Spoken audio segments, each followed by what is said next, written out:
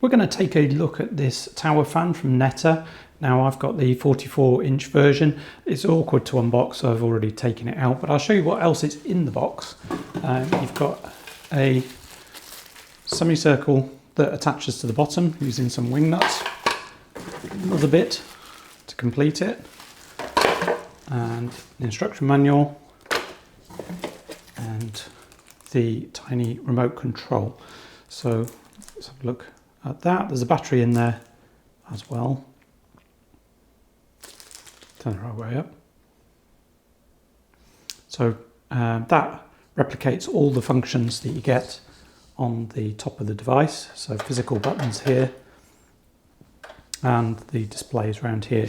Now those wing nuts that I mentioned, if we just pop around this side, so those are around here, and we'll attach the base to it in a second. Okay, so we'll take this piece, and it's got the hole, single hole on this piece, so it goes onto the side with a single hole, and then we've got the one for a double hole there. Take that next piece, put it in place here. Oh man! So these need to go inside here. So this needed to go on first, and then this one goes in over the top. Awkward. So put that one on first.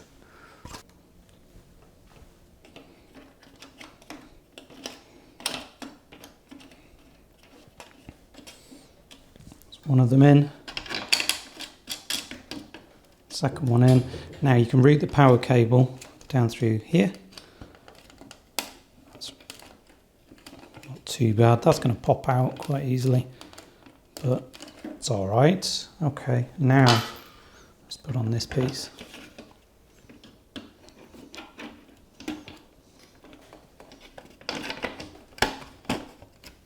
That slides over the top. Feels a bit more solid. And okay, those are all in.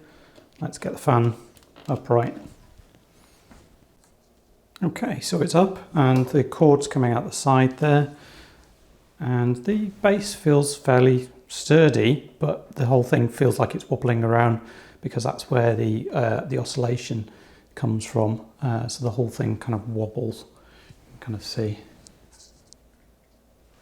And just move it slightly, it will wobble around. Feels a bit precarious, but I think that is absolutely fine. Okay, so if we move up from the bottom, there's a little round thing here. Don't think that does anything, doesn't light up, doesn't press in. It's possibly an air intake. Then there's actually no fan in there. That's just, and you can see where the fan starts now. On the 36-inch version of this, basically you don't get that portion, and it just starts at the fan. Moving up.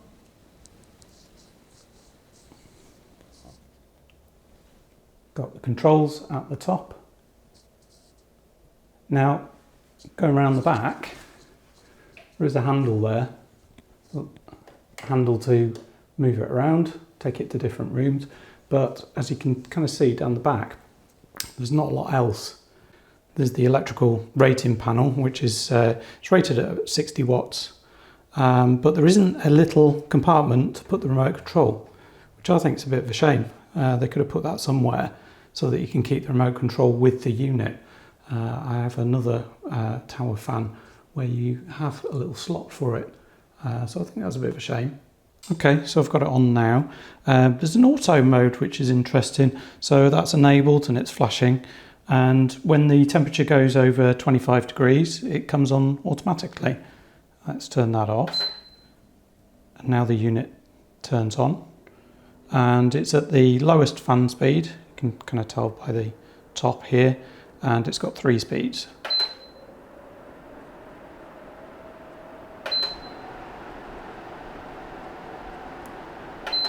And we'll get some measurements of the decibels from that in a minute.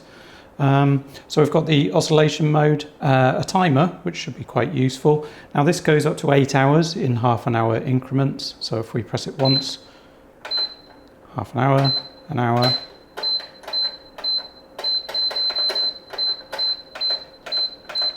Now the beeping is quite loud, so going through that at in the evening in bed, it's going to be quite disruptive.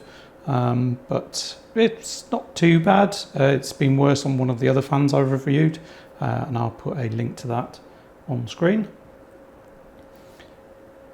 We've got different fan modes here. One says it's sort of a natural breeze, and you can hear that it's ramped up. Maybe it'll go down and then up again, and then it's got sleep mode. Again, I don't really know what the sleep mode would do. Sounds noisier, and then it maybe simulates a breeze coming through.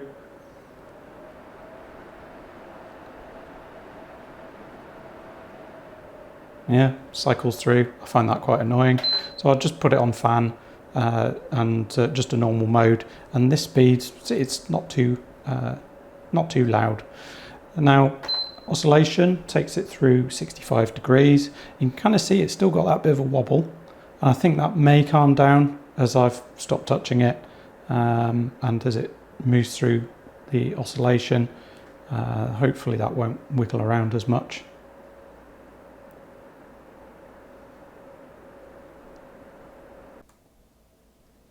So the display itself actually turns off after a set period of time, just under a minute I've found, and at the moment it will just display the room temperature.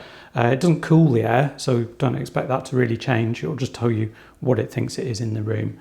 So looking at the remote control next, and you put the battery in by sort of pulling that tab across there and then pulling, and then we'll take the supplied battery, just pop that in the frame, a little bit like putting a SIM card in, and then click that into place, and now we should be able to turn that on remotely.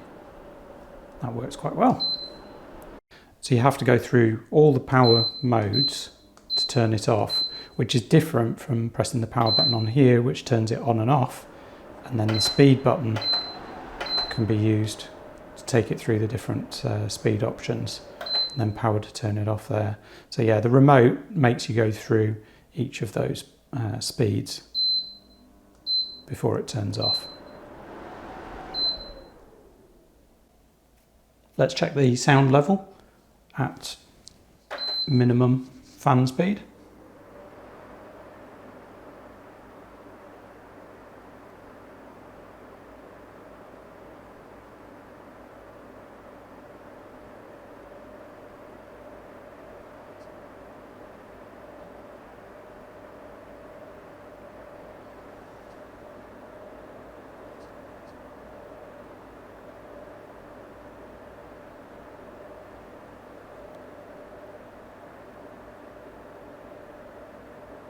And then we'll go up to the next speed.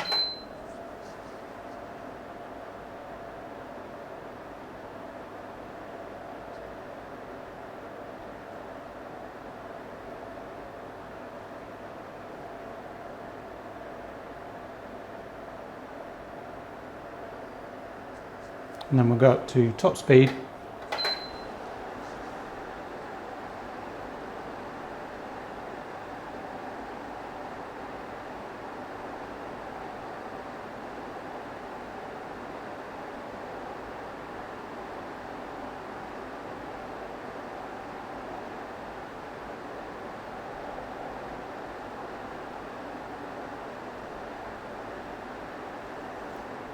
And then we'll include the oscillation, see if that makes any difference.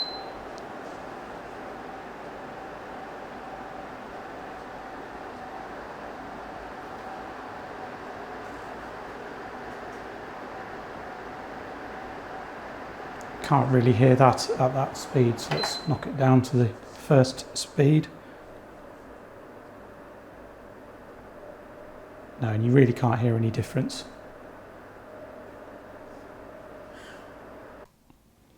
Okay, so I think that about wraps it up. I'm quite happy with this. I think they could have improved on a few things, maybe having a lower speed setting, maybe a few more in between, sort of the lowest and the highest setting. I think that would have been quite good. And then you could really get just a little breeze going through at a lot lower volume. They could have brought the beep volume down for the operation of the unit. I think that would have been better at a lower pitch.